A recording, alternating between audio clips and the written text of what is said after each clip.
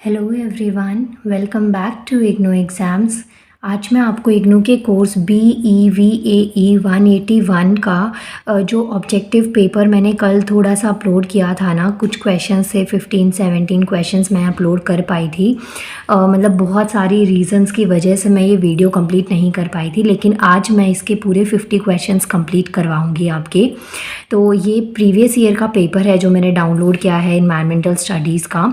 तो देखिए गाइस, इसमें ना 50 मार्क्स का ये पेपर है as you can see here, और टाइम इसके लिए 2 आवर्स आपको दे रखे हैं। इसमें आपको सारे जो क्वेश्चंस हैं 50 क्वेश्चंस हैं, 1 मार्क ईच आपको वेटेज दे रखी है। 50 मार्क्स का पेपर आएगा, 50 क्वेश्चंस हैं आपके पास में टोटल।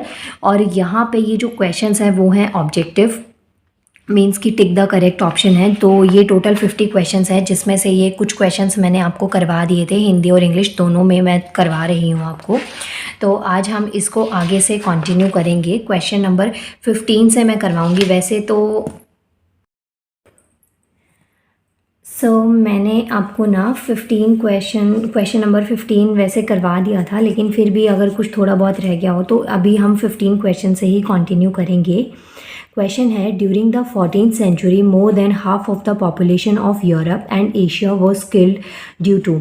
जो 14th सेंचुरी का टाइम था ना, तो उस टाइम पे यूरोप एंड एशिया की हाफ ऑफ द जो पॉपुलेशन है वो ख़त्म हो गई थी, लोग काफ़ी ज़्यादा मर गए थे। तो उसके पीछे की वजह क्या है? तो यहाँ पे देखिए, ये जो पॉपुलेशन ख़त्म हुई थी, लोग किल डेथ हुई थी, जो भी वजह थी, तो इसे ब्लैक डेथ के नाम से भी जाना जाता है।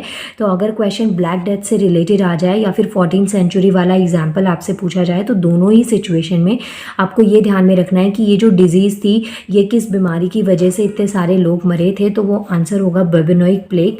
और ये जिस बैक्टीरिया की वजह से हुआ था, तो इसको बैक्टीरिया का नाम है यर्सीनिया पेस्टिस। तो ये आपको ध्यान में रखना है।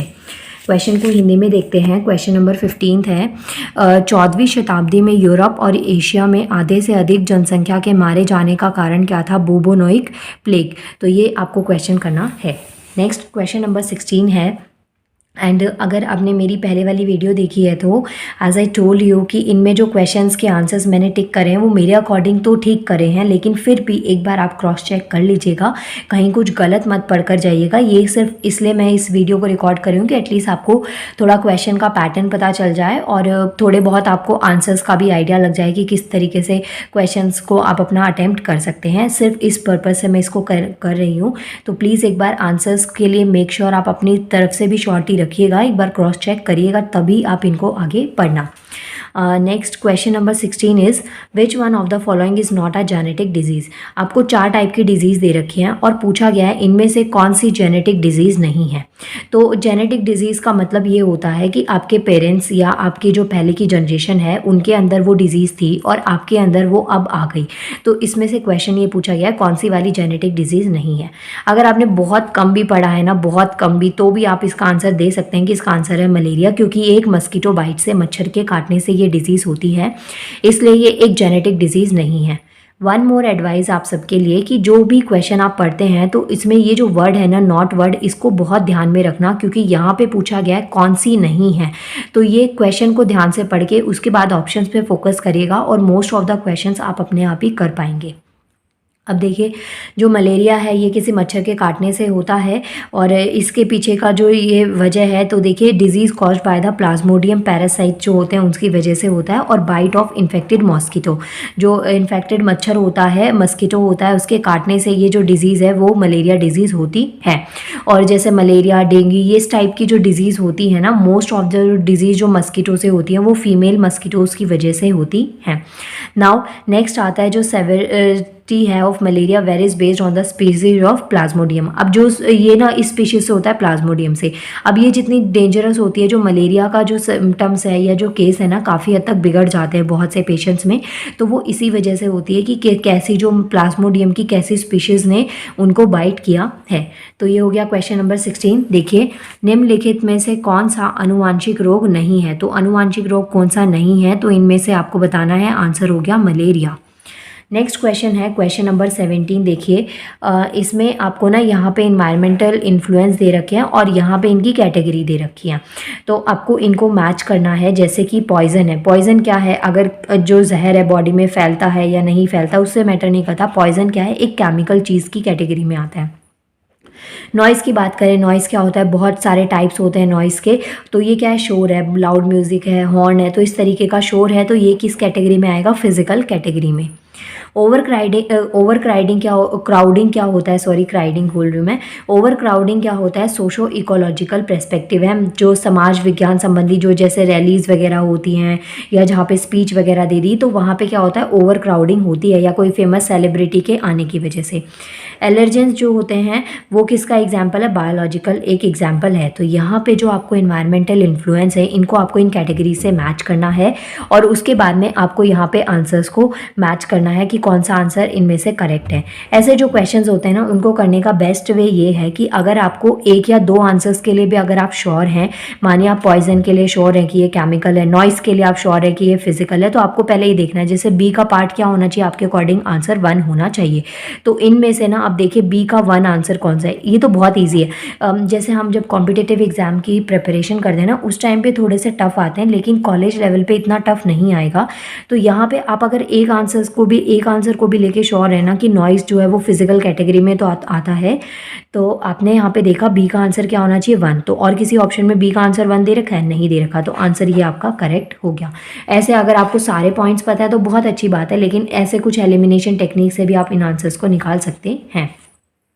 क्वेश्चन नंबर 17 था। क्वेश्चन नंबर 17 देखिए, पर्यावरणीय प्रभाव के प्रकारों को उनसे संबंधित वर्ग से मिलान करिए। तो यहाँ पे कुछ आपको प्रभाव दे रखे हैं और यहाँ पे वर्ग दे रखे हैं, उनसे आपको यहाँ पे मैच करना है। जैसे अभी आपको ने ये क्वेश्चन किया, ये इसी का हिंदी वर्जन आपको दे रखा है। क्वेश्चन नंबर 17 के बाद में नेक्स्ट क्वेश्चन आता है हमारे पास में क्वेश्चन नंबर 18। देखिए क्वेश्चन क्या कहता है, in a coniferous forest the soil is. जो कॉनिफेरस फॉरेस्ट होते हैं वहाँ पे जो सॉइल है वो कैसी होती है, तो आंसर हो गया एसिडिक और मिनरल डेफिशिएंट होती है। देखिए यहाँ पे जो लाइट कलर्ड और यूजुअली एसिडिक सॉइल होती है कॉनिफेरस फॉरेस्ट में, तो ये फर्स्ट आंसर का पॉइंट आपको यहाँ से मिल गया कि कैसी सॉइल होती है, एसिडिक। तो यहाँ पे देख लिया आपने, एसिडिक होती है। एंड सेकेंड जो पॉइंट आप याद रखेंगे, जो ये एसिडिक सॉइल होती है, जो ऐसे फॉरेस्ट होते हैं, उन्हें हम क्या कहते हैं, पॉडजोल्स कहते हैं। और इनका जो कॉम्पैक्टेड ह्यूमन लेयर जो होता है ना, known as mor, which contains many fungi. जो इनकी जो ह्यूमस लेयर जो होती है सबसे ऊपर वाली जो इससे लेयर होती है ह्यूमस लेयर, उसके अंदर क्या क्या चीज़ें होती है, फंगी होते हैं। और ये जो सॉइल होती है इनके अंदर लो मिनरल कंटेंट होता है। ऑर्गेनिक मटेरियल, नंबर ऑफ जो इंटरब्रेटास होते हैं सच एज अर्थवॉर्म, तो इन सब का जो कंटेंट होता है ना, ये काफ़ी हद तक कम होता है। तो देखिए दोनों पॉइंट्स आपको यहाँ से मिल गए। ये इस सॉइल के बारे में मैंने थोड़ा सा लिखा है, जो कॉनिफेरस जो फॉरेस्ट होते हैं उनकी जो सॉइल है उसके बारे में यहाँ लिखा है। तो फर्स्ट पॉइंट का आंसर आपको यहाँ से मिला कि एसिडिक सॉइल होती है, और यहाँ पे देखिए मिनरल डेफिशिएंट होती है। तो ये दोनों पॉइंट्स आपने यहाँ पे लिख दिया। लो इन मिनरल कंटेंट का मतलब यही हो गया कि जो मिनरल्स होते हैं उनकी डेफिशिएंसी होना। क्वेश्चन नंबर 18 को देखिए, आंसर देखिए यहाँ पे। क्वेश्चन क्या है, शंकुधारी वृक्ष वनों में मृदा कैसी होती है। तो आंसर क्या हो गया, अम्लीय तथा खनिज की कमी वाली होती है। नेक्स्ट क्वेश्चन नंबर 19 क्या कहता है, the organism which are attach to stem and leaves of the rooted plants are known as. वो ऑर्गेनिजम्स जो जड़ जमाए वाले जैसे जो पौधे होते हैं ना, जिनमें जड़ें होती हैं, उनके तने और पत्तियों से अटैच्ड होते हैं, उन्हें हम क्या कहते हैं। आंसर है पेरीफाइटन। आंसर क्वेश्चन देखिए यहाँ पे, ऐसे जीव जो जड़ जमाए पौधों के तने और पत्तियों से संलग्न रहते हैं उन्हें क्या कहते हैं। तो आंसर हो गया परिपादक। क्वेश्चन नंबर 19 का आंसर हो गया 3rd। नेक्स्ट क्वेश्चन है, in an ocean the zone showing the maximum variability in terms of temperature, light, salinity and moisture। तो कोई भी जो ओशन है ना, वहाँ पे ऐसा जोन जहाँ पे जो मैक्सिमम जो वेरिएबिलिटी आती है वो किसकी वजह से, टेम्परेचर तापमान की वजह से, लाइट और सैलिनिटी की वजह से, मतलब जो लवणता होती है, या फिर मॉइस्चर आर्द्रता की वजह से, तो उसे हम कहते हैं लिटरल जोन। अब देखिए इसमें जो आंसर है ना, इसको प्लीज़ एक बार क्रॉस चेक भी करिएगा, क्योंकि इसका कई जगह पे ना जो आंसर है वो लिटरल जोन की जगह पे वो आपका नेरिटिक जोन भी है। तो दोनों तरीके से एक बार आंसर को चेक कर लेना। मेरे अकॉर्डिंग आंसर इसका ये ठीक है। क्वेश्चन है आपके पास में यहाँ पे 20th क्वेश्चन पे, महासागर के जिस मंडल में तापमान, प्रकाश, लवणता और आर्द्रता में सबसे अधिक परिवर्तनशील होते हैं वह क्या होते हैं? तो आंसर हो गया वेलांचली मंडल। नेक्स्ट क्वेश्चन देखिए, question number 21, an estuary is an transitional zone representing. तो यहाँ पे बोला गया है कि जो एस्ट्यूटरी जो होता है ना, ये ऐसा ट्रांजिशनल जोन होता है जो इन चारों में से क्या रिप्रेजेंट करता है? Answer I think so unique ecological feature और बायोटिक कम्युनिटीज़ होना चाहिए। आंसर को मैं श्योर नहीं हूँ इसलिए मैंने यहाँ पे टिक नहीं किया है। आप क्वेश्चन को भी यहाँ से पढ़ सकते हैं। हिंदी में अगर हम क्वेश्चन को देखें तो देखिए क्वेश्चन नंबर 21 क्या है, जो ज्वारंदम मुख एक संक्रमण क्षेत्र होता है जो कि डैश को प्रतिनिधित्व करता है। तो क्वेश्चन जो ये है 21, इसका answer I guess fourth question का इसका आंसर 4th पॉइंट होना चाहिए, बट आपको सही आंसर पता है तो प्लीज़ इसके आंसर को कमेंट करिएगा ताकि बाकी के स्टूडेंट्स भी अपने प्रिपरेशन इस अकॉर्डिंग कर पाएँ। नेक्स्ट क्वेश्चन नंबर 20 क्या कहता है, which of the following is a major cause of deforestation. जो डिफॉरेस्टेशन होता है ना, जहाँ पे पेड़ों को काट दिया जाता है, वन जंगलों को काट दिया जाता है, तो इसका मेजर कॉज क्या है, इन चारों में से आपको बताना है। तो पहली वजह क्या है, फॉरेस्ट फायर। तो देखिए उसमें डिफॉरेस्टेशन की ज़रूरत ही नहीं है क्योंकि जो फॉरेस्ट है वो अपने आप ही ख़त्म हो जाते हैं। कंस्ट्रक्शन ऑफ डैम्स में हम काटते हैं फॉरेस्ट को, शिफ्टिंग कल्टीवेशन में और माइनिंग में, इन तीनों में हम जो जंगल है ना उनकी कटाई करते हैं। लेकिन इन तीनों में से भी सबसे ज़्यादा जो मेन वजह है वो कौन सी है, तो आंसर हो गया शिफ्टिंग कल्टीवेशन। जैसे कि देखिए यहाँ पे रीज़न भी मैंने दे रखा है, 80% ऑफ जो डिफॉरेस्टेशन होता है ना वो इसी वजह से होता है कि जो एग्रीकल्चर होता है, लैंड प्रैक्टिस, जो लैंड है, ज़मीन है जिसको खेती बाड़ी की वजह से एक्सटेंड कर दिया जाता है, इस वजह से जो फॉरेस्ट है ज़मीनों को काट दिया जाता है, जंगलों को साफ़ कर दिया जाता है ताकि वहाँ पे खेती करी जा सके। अब ट्रीज़ जो होते हैं ना उनको कट किया जाता है ताकि उस ज़मीन को एग्रीकल्चर पर्पस से यूज़ किया जाए, और वहाँ पे ज़्यादातर जो खेती होती है वो किन की होती है, पाम की, सोय की, रबर की एक्सेट्रा, इन चीज़ों की खेती बाड़ी के लिए जो ज़मीन है उसको साफ़ कर दिया जाता है। तो ये चीज़ क्या हो गई, शिफ्टिंग कल्टीवेशन। क्वेश्चन 22 देखिए, निम्नलिखित में से कौन सा वनोन्मूलन, वन कटाई का प्रमुख कारण होता है? तो आंसर हो गया स्थानांतरण कृषि। नेक्स्ट क्वेश्चन नंबर 13 क्या कहता है, passenger pigeon is a perfect example of loss of species. तो जो पैसेंजर पिजन है ना, ये कौन सा किस टाइप की स्पीशीज़ के लॉस होने का एग्जाम्पल है, या जो स्पीशीज़ लॉस होती हैं उसमें किस तरीके का एग्जाम्पल है? तो आंसर हो गया सेलेक्टिव डिस्ट्रैक्शन फॉर फूड। ये क्वेश्चन का आंसर है। यहाँ पे देखिए बहुत सारे वजह है। जो one of the wild pigeon bird species native to North America was passenger pigeon. तो पैसेंजर पिजन कहाँ पे हैं, जो नॉर्थ अमेरिका की जो वाइल्ड पिजन की जो स्पीशीज़ है ना उसे पैसेंजर पिजन का नाम दिया गया है। इसके अलावा जो ह्यूमंस है ना वो एक्सप्लॉइट करें इन पिजन स्पीशीज़ को, क्योंकि स्लॉटर जो खाना होता है ना, जो पिजन है इनको मार के खाया जा रहा है और इनको काफ़ी हद तक लार्ज स्केल पे इनका एक्सपोर्ट किया जा रहा है। तो ये चीज़ें एग्जांपल हैं, और यहाँ पे हम ना इनको लार्ज नंबर ऑफ जो पिजन है उनको मार रहे हैं जिसकी वजह से जो इनकी पॉपुलेशन है काफ़ी हद तक ख़त्म हुई है। तो आंसर होना चाहिए selective distraction of food. Question 23 है, यात्री कबूतर किसके कारण प्रजाति के हादसे का उदाहरण है? तो आंसर हो गया आपके पास में खाद्य के चयनात्मक विनाश के लिए। नेक्स्ट क्वेश्चन आता है क्वेश्चन नंबर 24। ये देखिए क्वेश्चन नंबर 24 क्या कहता है, the weed which causes enormous damage in fish and rice crop. तो यहाँ पे इनकी किसकी वजह से आपको बताना है कि जो फ़िश है या जो राइस क्रॉप्स होते हैं वो काफ़ी हद तक उनमें डैमेज होता है। तो आंसर हो गया वाटर हाइनिक। अब यहाँ पे जो है ना वाटर हाइनिक का मतलब क्या है, ये एक एक्वेटिक वीड होता है, पानी वाली चीज़ है जो फ्रीली फ्लोट करते हैं। फ्रीली फ्लोट का मतलब जहाँ पे रूट्स इतनी ज़्यादा नहीं होती हैं, तो ये फ्लोट करती रहती हैं, तैरने वाली स्पीशीज़ हैं। और इसके अलावा जो क्लाइमेट और वाटर कंडीशंस होती हैं वो कुछ ऐसे डिटर्मिनेंट फैक्टर्स होते हैं जिसकी वजह से जो ये वाटर हाइनिक है ना इनकी ग्रोथ काफ़ी हद तक हो रही है। जो एक्वेटिक वीड है ये काफ़ी हद तक बढ़ रहा है बहुत सारे ऐसे फैक्टर्स की वजह से। जैसे कि जो फैक्टर क्या क्या इसमें वर्क कर सकते हैं कि जो पॉपुलेशन है ना वो बहुत ज़्यादा बढ़ रही है जिसकी वजह से पॉल्यूशन का लेवल ऑटोमेटिकली बढ़ रहा है। इंडस्ट्रियल वेस्ट वगैरह इन सब की वजह से जो ये वाटर हाइनिक एक्वेटिक वीड है ना ये चीज़ें काफ़ी हद तक बढ़ रही हैं। तो वीड का मतलब क्या होता है? खरपतवार जिसकी ज़रूरत नहीं होती, जो खेती बाड़ी करते हैं उनमें उनको पता होता होगा। और आप सबको ने भी अगर थोड़ा बहुत पढ़ा है तो आपको पता होगा, बहुत सारे ना अनवांटेड प्लांट्स होते हैं जो कि फसलों में उग जाते हैं और हम उनको हटाते हैं ताकि जो खाद आपने खाद फसलों में डाला है उस खाद को वो और जो अनवांटेड क्रॉप्स हैं वो उसको ना यूज़ कर पाएँ। तो इसका आंसर आपने को समझ में आ गया होगा। नेक्स्ट इस क्वेश्चन को हिंदी में देखिए। मछली एवं चावल की जो फसलों की अत्यधिक हानि होती है उसके लिए कौन सा वाला जो हानि करने वाला खरपतवार कौन सा है? तो आंसर हो गया जलकुंभी। नेक्स्ट क्वेश्चन आता है हमारे पास क्वेश्चन नंबर 25 और इस क्वेश्चन के बाद में आपके 50% क्वेश्चन इस पेपर के कंप्लीट हो जाएंगे। क्वेश्चन नंबर 25 क्या कहता है? आर्टिफिशियल जो इंसेमिनेशन होता है has been useful for conservation of. तो ये किसके लिए यूज़ किया जाता है? एलिफेंट्स के लिए यूज़ किया गया है सबसे ज़्यादा। एलिफेंट के अलावा भी बहुत से ऐसे एनिमल्स हैं जिसमें इसका यूज़ किया गया है, जैसे कि पांडा हो गया, क्रेन, पेंगुइन्स, इन सब के लिए भी इसका यूज़ किया गया है।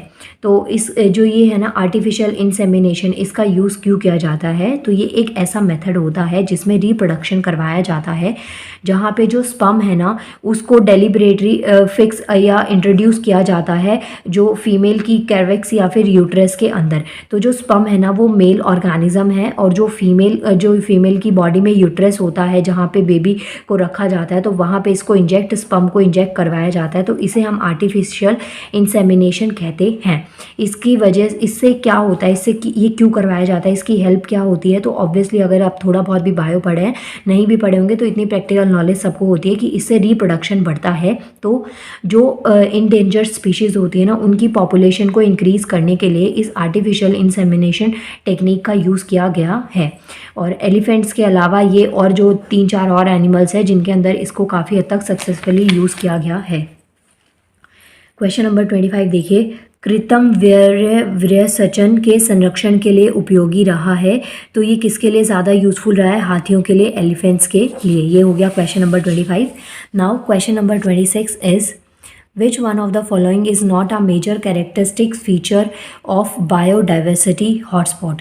आपको यहाँ पे 4 पॉइंट्स दे रखे हैं, इनमें से आपको बताना है कि ये जो 4 पॉइंट्स हैं इनमें से कौन सा जो बायोडाइवर्सिटी हॉटस्पॉट है उसकी मेजर कैरेक्टरिस्टिक्स नहीं है। 4 पॉइंट्स में से आपको बताना है। तो देखिए इसका आंसर हो गया large number of exotic species. जो large number of exotic species, पहले तो देखिए एक्जॉटिक स्पीशीज़ क्या होते हैं। ये जो तीनों कैटेगरीज है ना ये बायोडाइवर्सिटी हॉटस्पॉट की कैरेक्टरिस्टिक्स हैं ये तीनों, लेकिन ये वाली नहीं है। तो एक्जॉटिक स्पीशीज़ क्या होते हैं? जो कि एलियन स्पीशीज़ होती है ना, नॉन नेटिव होती है, जहाँ पे वो रहती नहीं है लेकिन वहाँ पे उनको इंट्रोड्यूस करवाया जाता है। तो यहाँ पे मैंने डेफिनेशन दे रखी है। Often refer to as a alien. Alien का मतलब क्या है? जो हमारे यहाँ से नहीं होते, जैसे स्पेस से बाकी अलग जगह से आते हैं तो हम उसको एलियन बोलते हैं ना। तो ये चीज़ है कि वो वहाँ पे नहीं रहते, एलियन है, नॉन नेटिव है या नॉन इंडिजीनियस स्पीशीज़ होती हैं जिनको जो कि उस एरिया में नहीं रहते, जो उनका नेचुरल जोग्राफिकल रेंज है। जैसे एग्जाम्पल आपको दे रखा है कुछ ऐसी स्पीशीज़ का जिसमें पैसिफिक ऑयस्टर है, अटलांटिक सैल्मन है। तो ये आपके पास में क्वेश्चन है। बायोडाइवर्सिटी हॉटस्पॉट काफ़ी इंपॉर्टेंट टॉपिक है। इस पेपर के अंदर मैंने 3 से 4 क्वेश्चंस उसके देखे हैं, तो प्लीज़ बायोडाइवर्सिटी हॉटस्पॉट को काफ़ी अच्छे से पढ़कर जाना। क्वेश्चन नंबर 26 क्या है देखिए। निम्नलिखित में से कौन सी जैव विविधता हॉटस्पॉट की मुख्य विशेषता नहीं है? तो जो बायोडाइवर्सिटी हॉटस्पॉट है उसकी कैरेक्टरिस्टिक्स मुख्य विशेषता नहीं है। 4 में से कौन सी नहीं है? तो आंसर हो गया ये वाला, बड़ी संख्या में विदेशी प्रजातियाँ। Next question number 27 again biodiversity hotspot पे है।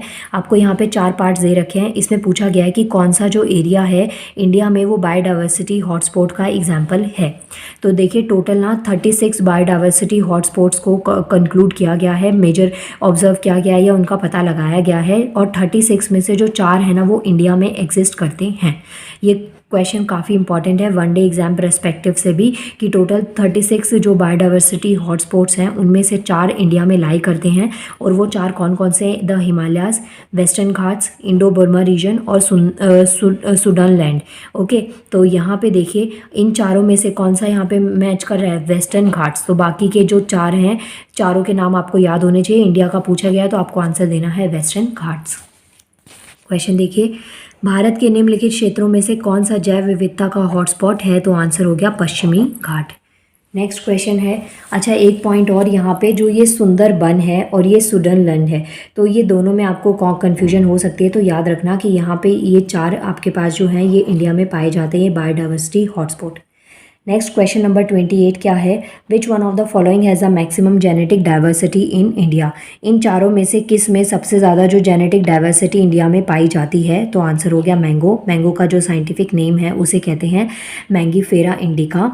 और इसके अलावा जो ओरिजिन है मैंगो स्पीशीज़ का वो इंडो बर्मा रीजन है, जो कि एक बायोडाइवर्सिटी हॉटस्पॉट का ही एग्जाम्पल है। तो ये यहाँ पे दोनों क्वेश्चन को आप रिलेट कर सकते हैं। क्वेश्चन का आंसर है मैंगो। नेक्स्ट है क्वेश्चन 28 क्या कहता है, भारत में निम्नलिखित में से किस में सबसे अधिक आनुवांशिक विविधता पाई जाती है, तो आंसर हो गया आम। नेक्स्ट क्वेश्चन है, which one of the following has a maximum percentage of availability of water. इन चार पॉइंट्स में से सबसे ज़्यादा जो पानी की जो अवेलेबिलिटी होती है वो सबसे ज़्यादा कहाँ पे होती है, रिवर, लेक, एटमॉस्फेरिक वाटर या फिर ग्राउंड वाटर। तो आंसर हो गया ग्राउंड वाटर।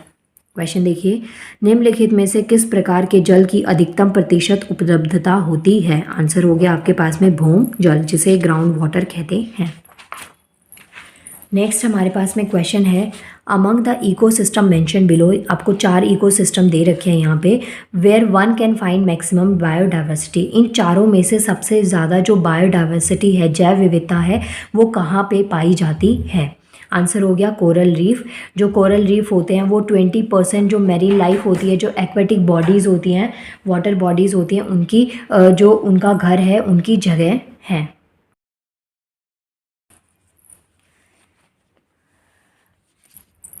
इस क्वेश्चन का आंसर, ये वीडियो ब्लर हो गई है, सॉरी, 1 मिनट, पता नहीं कैसे हो गया। हाँ जी, अब ठीक है। ये क्वेश्चन का आंसर है कोरल रीफ, जहाँ पे 25% जो मेरीन लाइफ है, जो एक्वेटिक बॉडीज़ होती हैं, उनकी जो ज़िंदगी है वो इसके ऊपर डिपेंड करती है।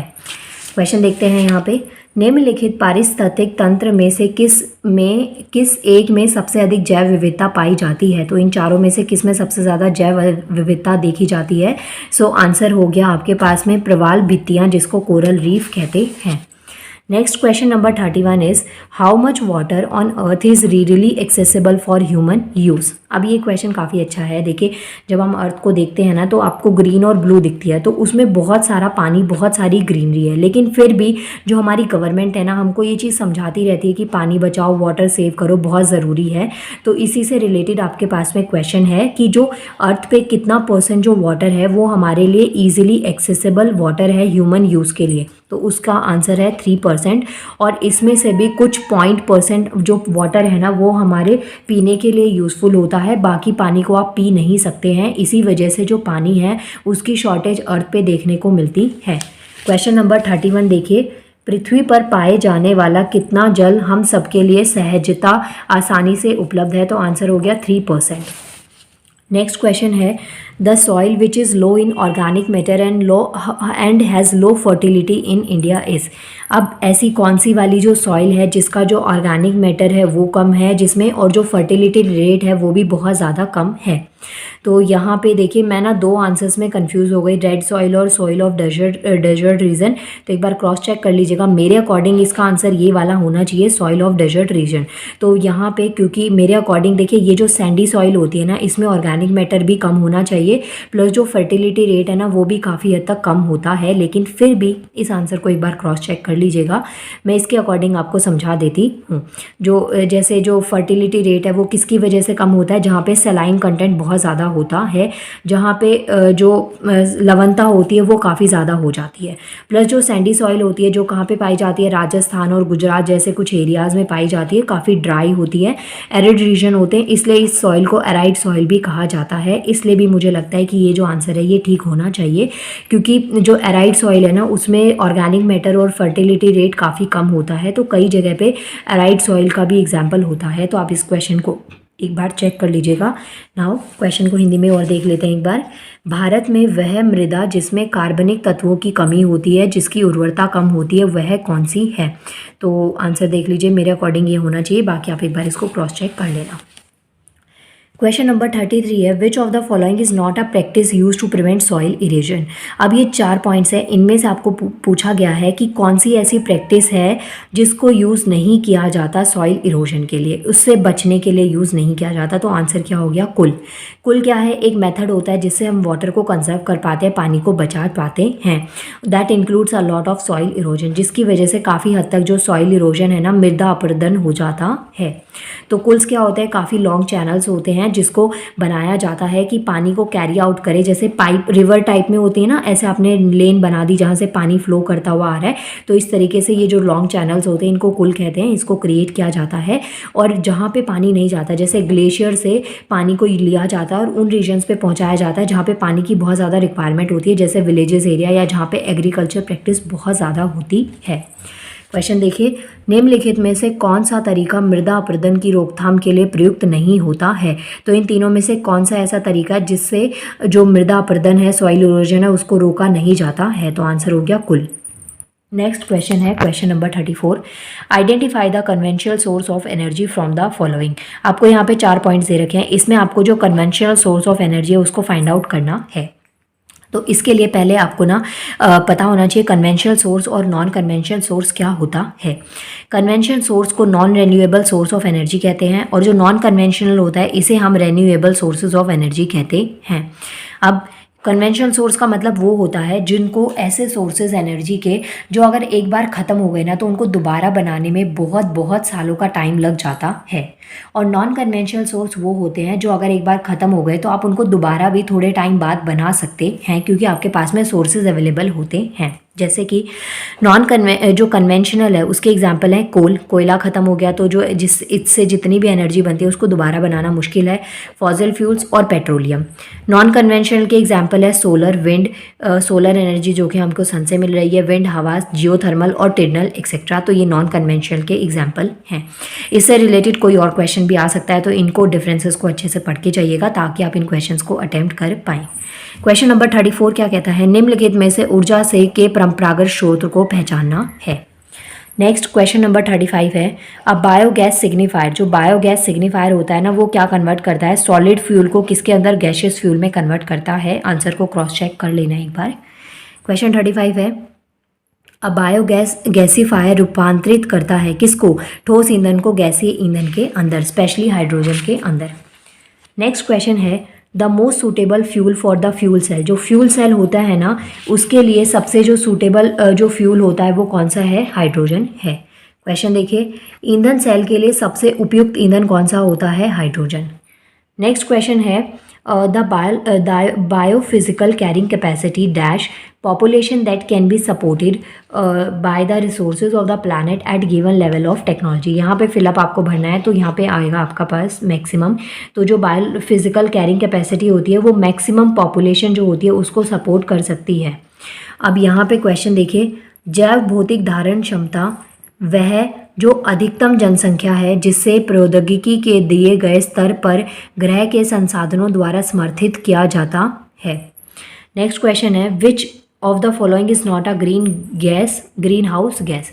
ऐसे क्वेश्चन ज़्यादातर पूछे जाते हैं, आपसे पूछा गया है ये जो 4 गैसेज हैं इनमें से कौन सी ग्रीन हाउस गैस नहीं है।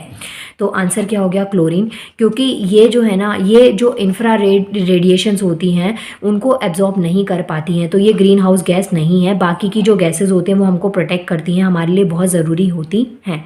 ओजोन सबसे ज़्यादा इंपॉर्टेंट है, यूवी जो सन की जो यूवी रेज होती हैं, अल्ट्रावायलेट रेडिएशंस आती हैं उनसे प्रोटेक्ट करती है हमारी अर्थ को।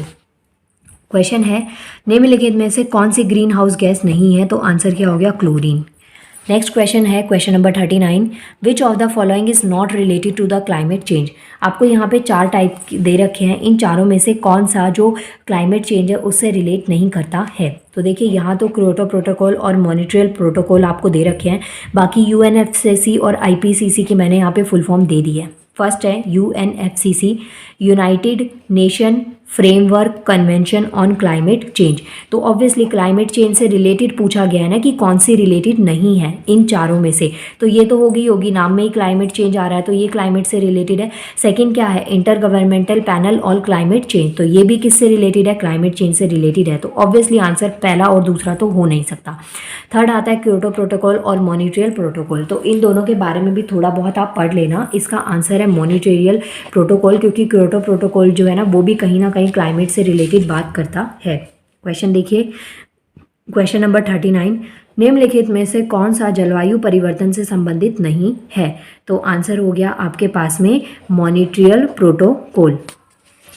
नेक्स्ट क्वेश्चन आता है the ozone layer is present in which of the following range of the atmosphere. अब एटमोसफेयर के कौन से रेंज में जो ओजोन लेयर है वो प्रेजेंट होती है, तो ओजोन लेयर के भी क्वेश्चन 2 बार रिपीट हुए हैं, तो ओजोन लेयर को भी प्लीज़ अच्छे से पढ़ के जाइएगा। सन की जो यूवी रेज होती हैं अल्ट्रावायलेट रेडिएशंस, उनसे हमारी अर्थ को प्रोटेक्ट करती है, हम लोगों को ये जो लेयर है ओजोन लेयर ये प्रोटेक्ट करती है। तो इसका आंसर अप्रॉक्स ये होना चाहिए 15 से 50 किलोमीटर्स, क्योंकि कई जगह पे ना 15 से 35 किलोमीटर भी आंसर दे रखा है, तो आप इसका आंसर एक बार चेक करना। मेरे अकॉर्डिंग आंसर यही है 15 से 50 किलोमीटर्स अप्रॉक्स।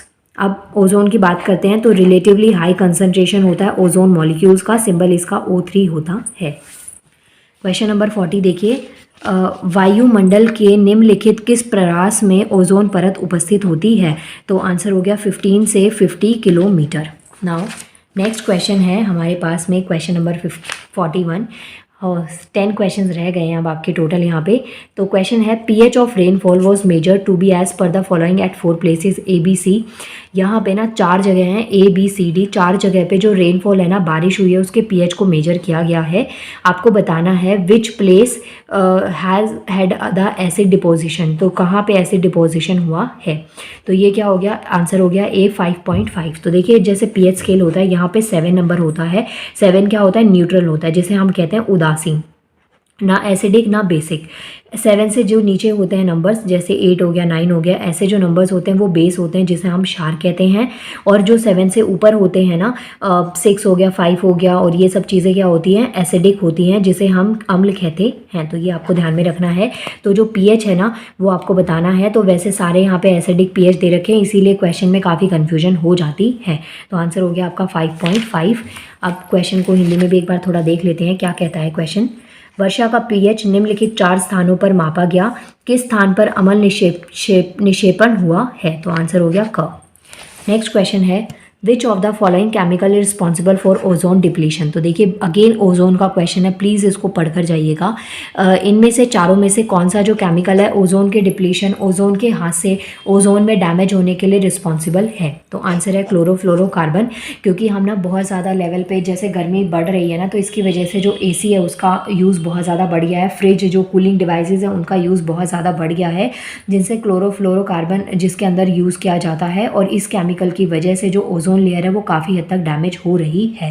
थोड़ा बहुत अगर करंट से अपडेट रहते हैं तो ओजोन लेयर में होल भी हो गया है, जिसकी वजह से हमारी अर्थ को अगर ये कंटिन्यू रहा, क्योंकि होल को डैमेज हम उसको कवर नहीं कर सकते, बस इतना कर सकते हैं ये होल बढ़े ना। अगर ये होल बढ़ता है तो जो सन की जो रेज़ हैं वो डायरेक्ट हमारी अर्थ सरफेस पे आएंगी, जिससे कि हमारा जो एग्रीकल्चर है, खेती बाड़ी है, हमारी स्किन है, वो सब पे डैमेज हो जाएगा और कैंसर जैसी डिजीज़ बहुत ज़्यादा बढ़ जाएंगी। आंसर है क्लोरोफ्लोरोकार्बन। क्वेश्चन नंबर 42 देखिए, निम्नलिखित में से कौन सा रसायन ओजोन हादसे के लिए उत्तरदायी है, तो आंसर हो गया क्लोरोफ्लोरोकार्बन।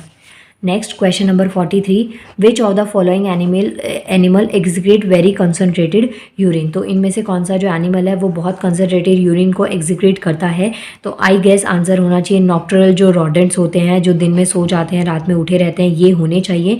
कैमल भी हो सकता है, लेकिन आंसर्स को एक बार क्रॉस चेक कर लीजिएगा। 43 क्वेश्चन है, निम्नलिखित में से कौन सा जीव प्राणी अत्यधिक सांद्रित मूत्र का विसर्जन करता है। क्वेश्चन नंबर 44 क्या कहता है, which of the following is an example of non point source of pollution. इन चारों में से कौन सा वाला जो non point source of pollution है उसका एक एग्जाम्पल है। क्वेश्चन है निम्नलिखित में से कौन सा प्रदूषण के अनिश्चित गैर बिंदु स्रोत का उदाहरण है। तो आपको यहाँ पे बताना है कौन सा हो सकता है। तो आई गेस यहाँ पे रन ऑफ एग्रीकल्चर फीड्स का हो सकता है, क्योंकि हम जो हमारी क्रॉप्स है ना उनमें बहुत ज़्यादा अमाउंट में हम आजकल फर्टिलाइजर्स और केमिकल का यूज़ बढ़ा चुके हैं। क्वेश्चन नंबर 45 क्या कहता है, when was the air prevention and control pollution act enacted. तो जो एयर का जो ये एक्ट है ना, इसको कब इनेक्ट किया गया था एयर पोल्यूशन को कंट्रोल करने के लिए, तो 1981 में। क्वेश्चन है वायु प्रदूषण अधिनियम कब बनाया गया था। तो आंसर हो गया 1981। नेक्स्ट लास्ट के 5 क्वेश्चंस आपके बचे हैं। क्वेश्चन है the main objectives of UNFCCC relates to. जो UNFCCC है इसके जो मेन ऑब्जेक्टिव्स है वो किससे रिलेट करते हैं। अगर पहले से वीडियो देखते आ रहे हैं स्टार्टिंग से, तो वहाँ पे मैंने इसके बारे में बताया था। क्लाइमेट चेंज की एक बॉडी है ये, यूनाइटेड नेशन, इसकी फुल फॉर्म इंपॉर्टेंट है, United nation framework conventions on climate change. तो ये किससे रिलेट करती है, ग्रीन हाउस गैस से रिलेट करती है। क्वेश्चन नंबर 46 है UNFCCC का मुख्य उद्देश्य किससे संबंधित है। तो ग्रीन हाउस गैस, आप यहाँ पे आंसर टिक कर सकते हैं। नेक्स्ट क्वेश्चन है which is not a waste minimization method. जो वेस्ट को मिनिमाइज करने का कौन सा वाला मेथड नहीं है। तो वेस्ट कंसंट्रेशन इसका आंसर है सेकंड। निम्नलिखित में से कौन सी अपशिष्ट न्यूनीकरण विधि नहीं है। तो अपशिष्ट सांद्रण आंसर हो गया। क्वेश्चन नंबर 48 है which is the best method for disposal of hospital and toxic waste. जो हॉस्पिटल से बहुत सारा वेस्ट निकलता है या जो टॉक्सिक वेस्ट होता है उसको डिस्पोज करने का, उसका डिस्पोजल का तरीका जिससे कि इन्वायरमेंट पे उससे हार्म ना पहुँचे, सबसे बेस्ट तरीका कौन सा है। बहुत बहुत इंपॉर्टेंट क्वेश्चन है। आंसर हो गया आपका incineration, use for pathological and pharmaceutical waste disposal. तो इंक्रीनेशन इस मेथड का यूज़ किया जाता है जिसको कहते हैं भस्मीकरण। अस्पतालों के विषाक्त अपशिष्टों के निस्तारण के लिए कौन सी विधि उपयुक्त है। तो भस्मीकरण। नेक्स्ट क्वेश्चन नंबर 49 है which method is commonly use to access the presence of organism in water body. इनमें से कौन से मेथड का यूज़ किया जाता है। तो हर एक मेथड की मैंने ना फुल फॉर्म यहाँ पे लिख दी है। MPN का मतलब हो गया मोस्ट प्रोबेबल नंबर, यही इसका आंसर है। DO का मतलब डिजॉल्व ऑक्सीजन, TDS का मतलब टोटल डिजॉल्व सॉलिड्स हो गया, COD का मतलब हो गया केमिकल ऑक्सीजन डिमांड।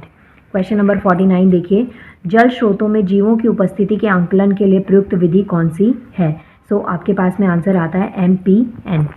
नेक्स्ट हमारा क्वेश्चन है NBA has been set up under the. जो NBA है लास्ट क्वेश्चन है और मुझे बहुत बहुत खुशी हो रही है इसके लिए। तो NBA को किसके अंडर सेट किया गया था या सेटअप किया गया था। तो आंसर हो गया बायोलॉजिकल डाइवर्सिटी एक्ट 2002 के अंडर। NBA की फुल फॉर्म देखिए नेशनल बायोडाइवर्सिटी अथॉरिटी है। और due to climate change and fast weather changing trend biodiversity are losing across the country. जैसे क्लाइमेट चेंज बहुत ज़्यादा हो रहा है, वेदर में बहुत ज़्यादा चेंजेस आ रहे हैं, जिसकी वजह से जो बायोलॉजिकल बायोडाइवर्सिटी है उसमें बहुत ज़्यादा नुकसान देखने को मिला था, जिसकी वजह से इस एक्ट को स्टैब्लिश किया गया था बायोलॉजिकल डाइवर्सिटी एक्ट 2002। क्वेश्चन 50 देखिए, NBA की स्थापना किस अधिनियम के अंतर्गत हुई थी। तो जैव विविधता अधिनियम 2002, ये आप लिख लेना। ये हो गए आपके टोटल 50 क्वेश्चंस कंप्लीट। ये आपका पेपर पूरा कंप्लीट हो गया है। फर्स्ट पार्ट में मैंने 15 क्वेश्चंस करवा दिए थे, तो आप उसको देख सकते हैं वहाँ से। और अगर आपने ये दोनों वीडियोज़ देखी हैं और लास्ट तक वीडियो देखी है तो प्लीज़ कमेंट सेक्शन में डन लिख देना, जिससे मुझे पता चलेगा कि हाँ एटलीस्ट आप लोगों ने इन क्वेश्चंस जो मैंने मेहनत करी वो वेस्ट नहीं गई और आप सब ने इनको देखा। And thank you so much. मिलते हैं नेक्स्ट वीडियो में एंड गुड लक आप सबके एग्ज़ाम के लिए। बहुत बहुत अच्छे तरीके से आप सबका एग्ज़ाम हो और आप बहुत अच्छा स्कोर करें। Thank you so much. मिलते हैं नेक्स्ट वीडियो में।